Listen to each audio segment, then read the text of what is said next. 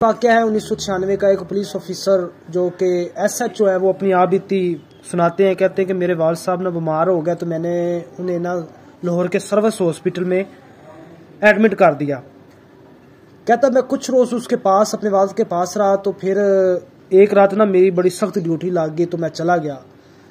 तो कहते उसी रात ना, क्योंकि वो दो मरीजों का कमरा था, तो उसी रात मेरे वालिद साहब की तबीयत काफ़ी ख़राब हो गई।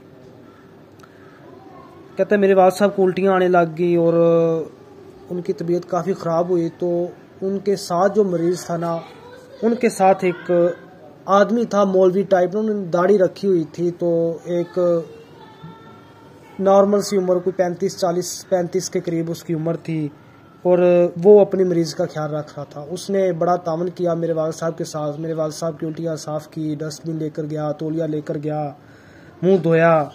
कहता जब मैं सुबह गया ना अपने वालिद साहब के पास, ड्यूटी ख़त्म होने के बाद सुबह हुई तो मैं चला गया अपने वालिद साहब के पास। तो कहते मेरे वालिद साहब ने ना उस मरीज़ की तरफ इशारा कर कर कहा कि ये फ़लाँ बंदे ने इस तरह मेरे साथ रात को तावन किया, मेरी खिदमत की। तो कहता मैं उस बंदे के पास चला गया। उस बंदे ने दाढ़ी रखी हुई थी।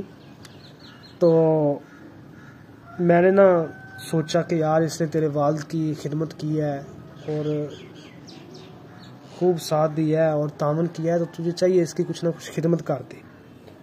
तो फिर उस SHO ने ना अपनी जेब से 500 रुपये निकाला और उसकी जेब में डाल दिया।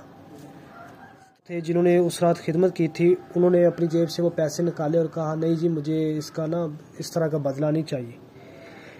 तो वो पुलिस ऑफिसर SHO था, बड़ा भारी आवाज़ से गला साफ करते हुआ बोला कि नहीं नहीं मौलवी तू रख। मौलवी साहब ने फिर ना रखे, फिर उसे दे करना। तो फिर कहने लगे नहीं जी मैं इस तरह का बदला नहीं चाहता आपसे। तो वो भी पुलिस वाला भी कहता है, SHO भी कहता है मैं भी ज़िद्दी हो गया तो मैंने भी ना ठान ली कि इसको पैसे आज देकर जाने हैं। कहता बज़ाहिर तो गरीब सा लगता था। फिर मैंने पूछ लिया बहाने से, अच्छा जी आप काम क्या करते हैं? तो उसने कहा नहीं जी बस मैं कुछ नहीं करता, ऐसी बस, यानी वो अपना काम नहीं बताना चाहते थे। तो फिर हुआ ये कि SHO ने तो ठानी हुई थी कि मैंने देने हैं, लेकिन वो जो जिसने खिदमत की थी और उसने भी ये ठान ली कि मैंने लेने नहीं है। आखिरकार वो फिर उसके पेशे के बारे में ना बस ज़िद्द हो गया कि पूछना ही है। फिर पूछने लगा कि तुम करते क्या हो, क्यों ज़िद्दी होते जा रहे हो, ले लो पैसे। उसकी जेब में फिर डाल दिए, उसने फिर निकाल कर वापस दिए। कहते नहीं जी मुझे ऐसे बदलना नहीं चाहिए। तो फिर कहते चले मौलवी दासी यार तू काम की करना है। तो फिर वो आगे से कहने लगे कि मुझे ना अल्लाह तबारक ताला ने इंसाफ की सीट पर बैठाया है। तो मैं अल्हम्दुलिल्लाह कहने लगा कि लाहौर हाई कोर्ट में ना जज हूँ। तो वो पुलिस वाला ये सुनकर हैरान परेशान और देखता रह गया। जो हाथ उसके कंधे पर था ना उसका, उस मौलवी साहब के, वो उधर ही रह गया और वो जो पैसे थे वो उसके हाथ से नीचे गिर गए। तो वो कहने लगे जी मेरा नाम है मनीर अहमद मुग़ल और मैं लाहौर हाई कोर्ट का जज हूँ। तो फिर उन्होंने पैसे नीचे से उठाए और उस पुलिस ऑफिसर को दिए और कहने लगा कि यार बस मैं ना अपने वालिद की खिदमत करता हूँ, तो अल्लाह ने मुझे इंसाफ की कुर्सी पर बैठाया हुआ है और मैं लाहौर हाई कोर्ट का जज हूँ।